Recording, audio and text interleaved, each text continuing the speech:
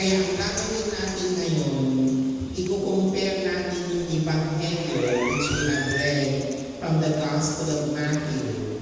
I-compare natin yung sa yung tinatawag nilang parallel gospel or pericope sa gospel naman ni San Lucas.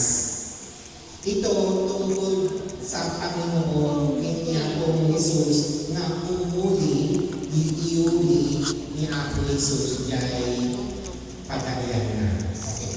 For example, in today's gospel, sabi niya, naited kanya inamin na kapanakabali jay langit and ibidaga, ingkay namin kadalidianin katawag ni amin na lugar, bunyagan niyo isuda, that is the verse, baptize them in the name of the Father and of the Son and of the Holy Spirit. Then isuro you ita, teach them what I have taught you, my commandments. Ibig sabihin, yung Ebanghelyo, yung salita ng Diyos or gospel na ibigay sa mga disipulo.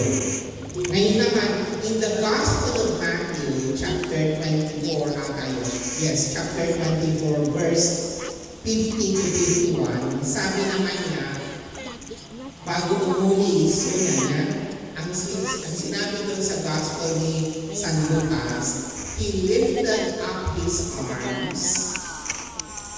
Ito yung ginagawa ng pagi. So that is why this is what we call the orange posture.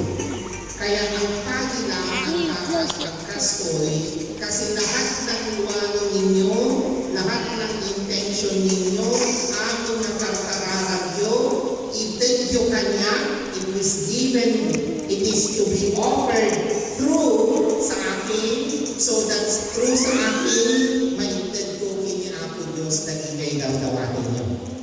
Yun ang tinatawag nilang orange posture. Kaya sa amin, it is, sabi nila,